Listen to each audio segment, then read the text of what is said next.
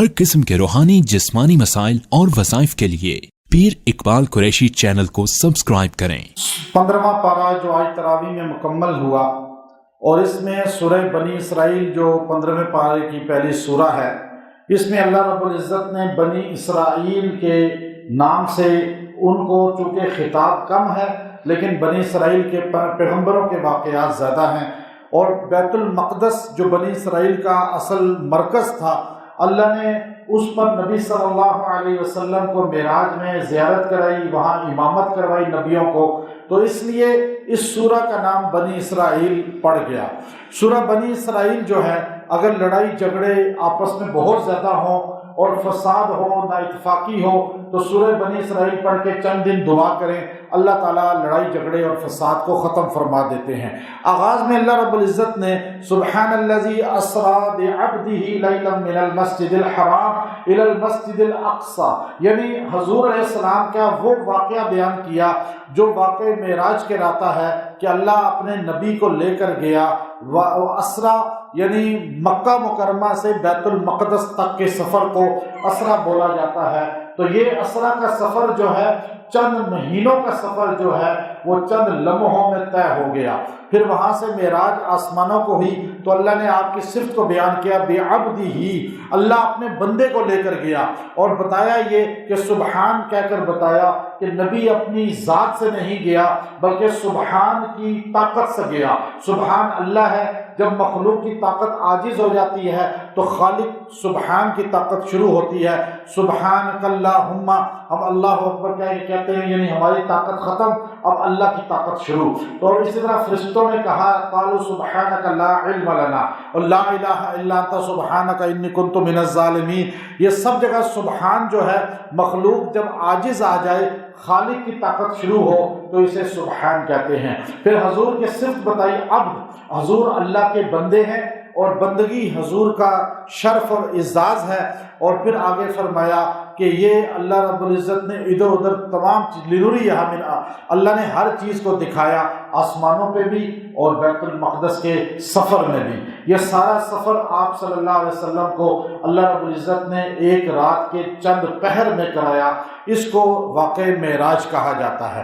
پھر اس کے بعد اللہ رب العزت نے آگے فرمایا، ان احسنتم لانفسکم وان اسأتم فلہا، تم نیکی کرو گے اپنے لیے کرو گے، برائی کرو گے اپنے لیے کرو گے۔ تم یہ نہ سوچو نیکی جو ہے اللہ یا کسی کو فائدہ ہے یا برائی کا کسی کو نقصان ہے، تمہاری نیکی تمہیں فائدہ دے گی، تمہارا نقصان گناہ تمہیں دے گا۔ اس وقت وَكُلَّ إِنسَانٍ أَلْزَمْنَاهُ طَائِرَهُ فِي عُنُقِهِ، ہر انسان کی تقدیر اس کی گردن کے ساتھ جڑی ہوئی ہے، یعنی انسان اپنی تقدیر کو بنانے کا اللہ رب العزت نے اسے مجاز بنایا ہے۔ انسان ہاتھ پہ ہاتھ دھرے بیٹھا رہے اور کہے جی میری تقدیر جو ہے مجھے ملے گی، نہیں۔ اللہ رب العزت نے فرمایا ایک تقدیر اٹل ہے، وہ موت ہے، وہ اللہ ٹالتا نہیں کہ موت آنی ہے۔ اب ایک آدمی کو موت بری آنی ہے، حادثہ ہونا ہے، ایکسیڈنٹ ہونا ہے، چھت سے گرنا ہے، شارٹ سرکٹ ہونا ہے، لیکن انسان صدقہ دیتا ہے، دعا کرتا ہے تو یہ تقدیر بھی ٹل جاتی ہے۔ یعنی بندے کے پاس اتنی پاور ہے کہ وہ بری تقدیر کو ٹال سکے۔ جب اتنی پاور اللہ نے دے دی ہے تو اپنا ملک کیوں نہیں بنا سکتا، اپنی زندگی کیوں نہیں سنوار سکتا، خوشحالی کیوں نہیں لا سکتا، ترقی کیوں نہیں کر سکتا؟ اگر یورپ ترقی کر سکتا ہے، کافر ترقی کر سکتا ہے۔ آج ناروے کو جب انہوں نے پھینک دیا تھا، انہوں نے اپنی تقدیر خود بنائی، اپنے ملک کے اندر عمر لا کو نافذ کیا۔ آج یورپ کا سب سے خوشحال ملک ناروے ہے، اور وہ وہاں کے وزراء کہتے ہیں ہم نے عمر بن خطاب کا قانون یہاں نافذ کیا، اللہ نے ہماری تقدیر بدل دی۔ کل انسان الزمناہ طائرہ فی عنقہ، ہر بندے کی گردن میں اس کی تقدیر ہے۔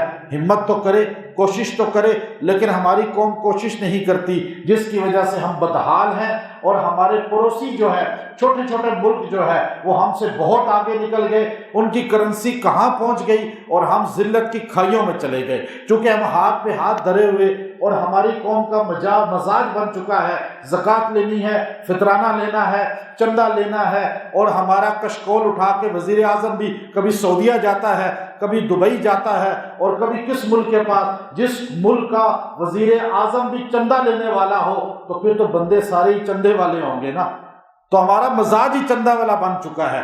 تو ہم تقدیر پہ نہیں، بس سال میں ایک بار زکوٰۃ ہمیں مل جائے، سال میں ایک بار ہمیں چندہ مل جائے، پورا سال لیٹے رہیں، کام کوئی نہ کرے۔ بوریوں کو دیکھیں، بوریوں کو، آپ بوریوں کو دیکھیں کہ وہ اپنے بندے کو چندہ جمع، زکوٰۃ جمع کر کے ایک بندے کو دیتے ہیں کہ آؤ تمہیں ہم کاروبار کرائیں، اسے چھوٹا سا کاروبار زکوٰۃ سے کراتے ہیں، اگلے سال وہی بندہ زکوٰۃ دینے والا ہوتا ہے یا نہیں؟ اچھا ہم کہتے ہیں نہیں، 100 روپے اسے دے دو، 1000 روپے اسے دے دو، 5000 اسے دے دو، اتنا دیتے ہیں کہ بندے کی روٹی مشکل سے پوری ہو، پھر وہ مہینے بعد مانگنے والا ہو۔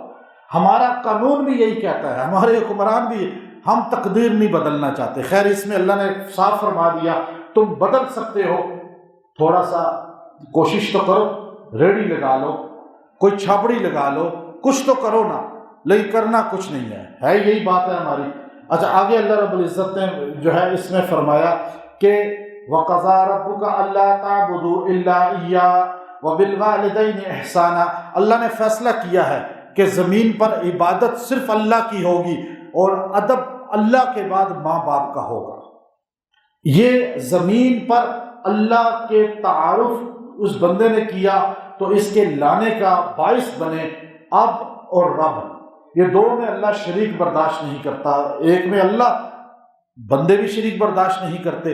اللہ نے والدین کے حسن سلوک کو اتنی کثرت کے ساتھ بیان کیا، اتنی تاکید کسی قرآن کی آیت میں نہیں ہے۔ وَقَضَىٰ رَبُّكَ أَلَّا تَعْبُدُوا إِلَّا إِيَّاهُ وَبِالْوَالِدَيْنِ إِحْسَانًا، اور فرمایا کہ اما یبلغن عندک الکبر احدہما او کلاہما، ایک یا دونوں بڑھاپے کا پہنچ جائیں اور اف تو ان کے سامنے اف بھی نہ کر، ولا تنہرہما، ان کو جھڑک بھی نہ، واخفض لہما جناح الذل من الرحمہ، اپنے آپ کو پست کر کے ان کے سامنے بیٹھا رہو، ان کے سامنے اکڑ نہیں، زور نہ دکھا، اونچی آواز نہ کر۔ یہ عبداللہ ابن عمر کے پاس ایک بندہ رشیا سے گیا، ازبکستان سے، اپنی ماں کو کندھوں پہ اٹھا کے بوڑھی کو حج کرا کے جب مطاف میں تھک کے بیٹھا ہوا تھا تو ابن عمر رضی اللہ عنہ سے پوچھا، اے ابن عمر، ازبکستان کی ریاست سے میں چلا ہوں اور میں نے اپنی ماں کو حج کرایا ہے اور میں نے پیدل حج کندھے پہ اٹھا کے کرایا ہے، کیا میں نے ماں کا حق ادا کر دیا؟ تو ابن عمر نے فرمایا کہ تو نے تو اسے ایک گھونٹ جو اس نے تجھے دودھ کا پلایا اس کا حق ادا نہیں کیا۔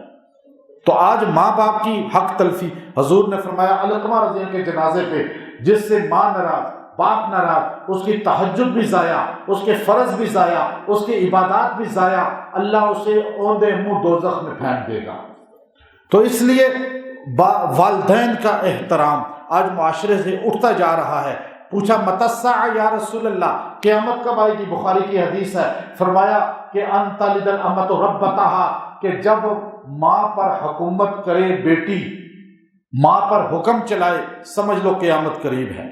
تو یہاں اللہ نے پھر اس کے بعد اگلے رکوع میں بنی اسرائیل کے جو احکامات تھے وہ قرآن، تورات، انجیل سب جگہ ولا تقتلوا اولادکم، اولاد کو قتل نہ کرو، ولا تقربوا الزنا، بدکاریوں کے قریب نہ جاؤ، ولا تقتلوا النفس التي، کسی کو قتل نہ کرو، کسی کو نہ حق نہ مارو، اوفوا بالعہد، وعدہ پورا کرو، ولا تقف ما ليس لك به علم، فضول چیزوں کے پیچھے نہ چلو، ولا تمشي في الارض مرحا، اکڑ کے زمین پہ نہ چلو، انك لن تخرق الارض ولن تبلغ الجبال طولا، تو اکڑ کے نہ پہاڑ کی طرح بلند ہو سکتا ہے اور نہ کسی کو گرا سکتا ہے۔ اللہ نے کہا یہ کام چھوڑ دو۔ اس کے بعد اللہ رب العزت نے جو ہے یہ اس کے اندر جو ہے ایک تہجد کا ذکر کیا، اقم الصلاة لدلوک الشمس الى غسق اللیل وقرآن الفجر ان قرآن الفجر کان مشہودا ومن اللیل فتہجد بہ نافلۃ لک، ہمارے لیے نفل ہو گئی، نبی کے لیے فرض تھی۔ اور پھر اس میں اللہ نے فرمایا، ایک آیت ہے ربی ادخلنی مدخل صدق واخرجنی مخرج صدق واجعل لی من لدنک سلطانا نصیرا، یہ آیت جو 11 بار پڑھ کے کدو کے جوس میں نہار منہ 11 دن پیے گا، اللہ اس کی شوگر کو کنٹرول کر دے گا۔ یہ شوگر کو جسم سے ختم کرتی ہے، جو بیماری شوگر کی، لبے کی بیماری کو۔ اس سے اگلی آیت ہے وَنُنَزِّلُ مِنَ الْقُرْآنِ مَا هُوَ شِفَاء، اللہ نے اس قرآن کو کیا بنایا ہے؟ شفا، دوا نہیں کہا، شفا کہا کہ یہ شفا ہے، اور اللہ نے اس کو شفا بنایا ہے۔ وَنُنَزِّلُ مِنَ الْقُرْآنِ مَا هُوَ شِفَاءٌ وَرَحْمَةٌ لِّلْمُؤْمِنِينَ، اور رحمت بنایا ہے، یعنی قرآن میں شفا ہے، یہ ہر چیز، ہر بیماری کی شفا ہے، دنیا کی کوئی بیماری ایسی نہیں جس کی شفا قرآن میں نہ ہو۔ آگے پوچھا وَيَسْأَلُونَكَ عَنِ الرُّوحِ، ذرا بتائیں تو صحیح روح کیا چیز ہے؟ اب یہ ایسا سوال تھا کہ پوچھا گیا روح کیا چیز ہے، فرمایا قُلِ الرُّوحُ مِنْ أَمْرِ رَبِّي، روح اللہ کا امر ہے۔ جب جسم سے حکم نکل جائے اللہ کا تو جسم مردہ بن جاتا ہے، تو جس کام سے اللہ کا حکم نکل گیا وہ کام بھی مردہ ہو گیا۔ آپ نے جو کام کیا، نماز پڑھی اللہ کا حکم چھوڑ کے کسی اور طریقے سے، آپ نے روزہ رکھا، آپ نے حج کیا، آپ نے صدقہ خیرات کیا، روح اللہ کا حکم نکل گیا تو وہ کام بھی مردار کی طرح ہو گیا۔ تو اس لیے یہ چیز سمجھنا اشد ضروری ہے۔ اور اس کے بعد جو اس کی آخری آیت ہے قُلِ اللَّهُ وَدْعُوا الرَّحْمَٰنَ، جادو جنات حد درجے زیادہ ہوں، کسی کو تنگ کرتے ہوں اور وہ شدید پریشانی میں ہو، سورہ بنی اسرائیل کا یہ آخری رکوع کی 2 آیتیں، وہ 7 بار پانی پہ دم کر کے پیے، چند دن میں اللہ تعالیٰ جادو جنات کو اس کے جسم سے دور کر دے گا، خارج کر دے گا۔ سورہ کہف اسی پارے کے اندر ہے۔ یہ سورہ کہف ایسی ہے کہ جو جمعہ کے دن سورہ کہف کو پڑھتا ہے اللہ تعالیٰ اسے دجال کے فتنے سے بچا لیتا ہے۔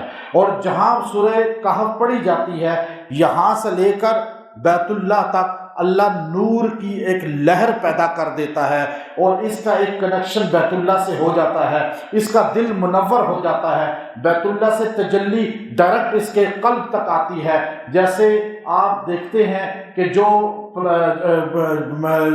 اس کا بنا ہوا ہے بجلی کا ٹرانسفارمر، وہاں سے تار کنیکشن جو ہے وہ گھر تک آتا ہے، تو بیت اللہ تک اس کے قلب کو اللہ تعالیٰ منور کر دیتے ہیں، اور ایک جمعے سے دوسرے جمعے تک اسے کوئی بندہ فتنے کے اندر مبتلا نہیں کر سکتا، اسے کوئی بندہ ذلت نہیں دے سکتا، اس پہ کوئی جادو اثر نہیں ہوگا۔ یہ بندہ جو ہے دجال آ بھی گیا تو اس ہفتے اللہ تعالیٰ اس کی حفاظت فرمائیں گے، یہ کسی دھوکے باز کے فراڈ میں نہیں آئے گا جو سورہ کہف کو جمعہ کے دن پڑھ لے گا۔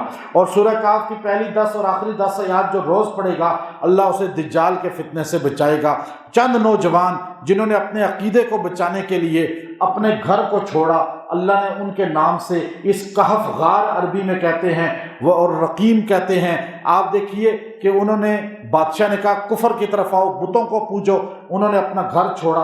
ایک بندہ ادھر سے نکلا، میں تو بت کو نہیں پوجوں گا، وہ پہاڑ میں چلا گیا، دوسرا ادھر سے آیا، تیسرا ادھر سے آیا، یہاں تک کہ ان کے ساتھ ایک کتا بھی آیا، لیکن صلحاء کی صحبت کا اثر کتے پہ اتنا پڑ گیا کہ اللہ نے اس کا ذکر قرآن میں کر دیا۔ اب آپ سوچئے وہ نیک لوگ تھے، ان کے ساتھ کتا چلا تو اس کا ذکر قرآن میں ہو گیا، تو جو نبی کے ساتھ آج بھی سوئے ہوئے ہیں تو ان کی شان کیا ہوگی؟ آپ مانتے ہیں کہ وہ ایک عطا اللہ شاہ بخاری رحمۃ اللہ لکھنؤ میں گئے تو وہاں کے اہل تشیع لوگ تھے، وہ کہنے لگے جی کہ مولا حسین کا جہاں مقبرہ ہے وہاں اتنے میل جو ادھر دفن ہوتا ہے، اتنے میل ادھر دفن ہوتا ہے، ادھر دفن ہوتا ہے، ادھر دفن ہوتا ہے، اللہ اس کو اٹھا کے جنت میں منتقل کر دیتے ہیں، اللہ اسے بخش دیتے ہیں۔ تو آپ نے فرمایا کہ اے لکھنؤ کے لوگوں، تمہارا یہ عقیدہ ہے کہ مولا حسین کے ساتھ جو اتنے اتنے میل دائیں بائیں دفن ہو جائے وہ جنت میں جاتا ہے؟ ساروں نے ہاتھ کھڑے کیے، ہمارا عقیدہ ہے۔ تو کہا جب حسین کی یہ طاقت ہے تو حضور کے نانا کی کیا طاقت ہوگی کہ ان کے ساتھ جو سوئے ہوئے ہیں کیا وہ جنت میں نہیں گئے؟ کیا وہ جنتی نہیں ہے؟ جب حسین کی یہ طاقت ہے، ہم مانتے ہیں حضرت حسین کی طاقت ہے، تو پھر نبی کی طاقت کتنی ہوگی؟ تو جو حضور کے ساتھ سوئے ہوئے ہیں، تو اس لیے اصحاب کہف کا کتا اتنا برکت والا ہو سکتا ہے تو نبی کے ساتھ لیٹے ہوئے کتنی شان والے ہوں گے۔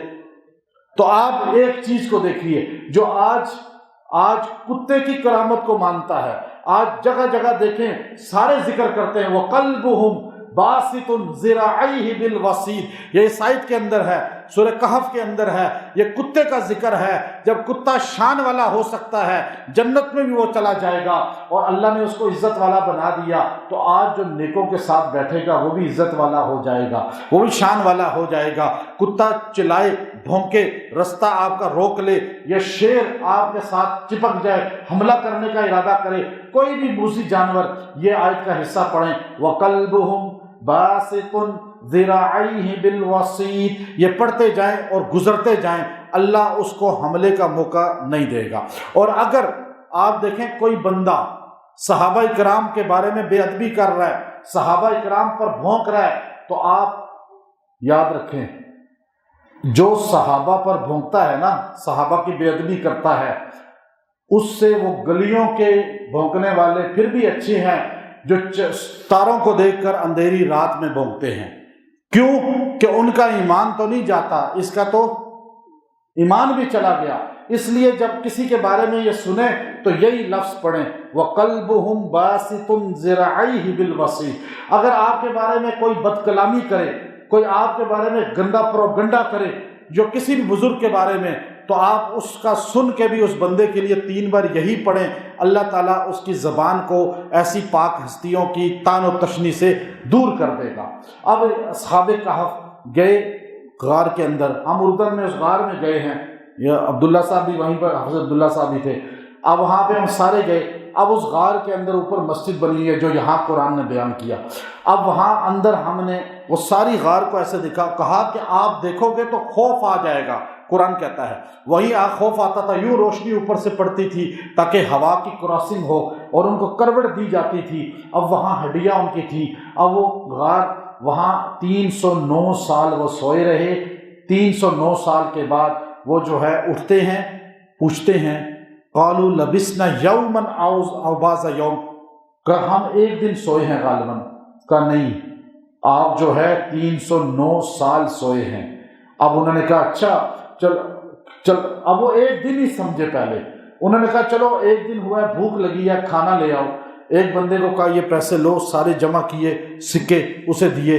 وہ جب جانے لگا آواز دی، فَلْيَنْظُرْ أَيُّهَا أَزْكَى طَعَامًا، دیکھ حلال مال لانا، کسی مشرک کے ہاتھ کا نہ لانا۔ کھانا کھاتے ہوئے، مرغی لیتے ہوئے، گوشت لیتے ہوئے دیکھا کریں کہ کسی مشرک کے ہاتھ کا نہ ہو، کسی غلط آدمی کے ہاتھ کا ذبیہ نہ ہو۔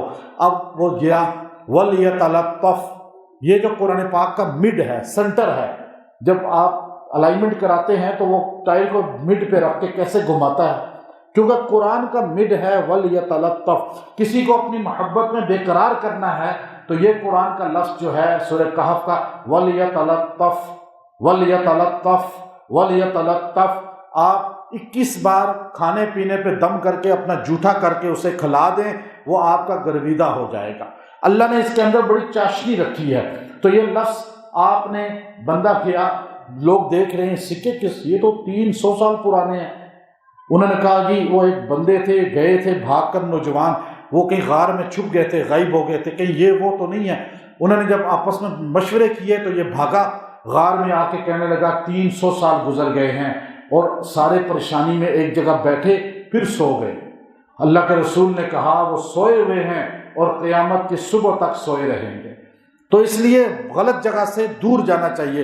تو اللہ رب العزت نے سورہ کہف میں اس کا واقعہ بیان کیا، اور ایک آخری لفظ اللہ نے کہا وَلَا تَقُولَنَّ لِشَيْءٍ إِنِّي فَاعِلٌ ذَلِكَ غَدًا، کہ جب آپ انشاءاللہ کہیں، جب کہو میں کل یہ کام کروں گا۔ میرے پیغمبر آپ بھی انشاءاللہ کہا کریں، اللہ چاہے گا تو ہوگا، بندے کسی کے چاہے سے کچھ نہیں ہوتا۔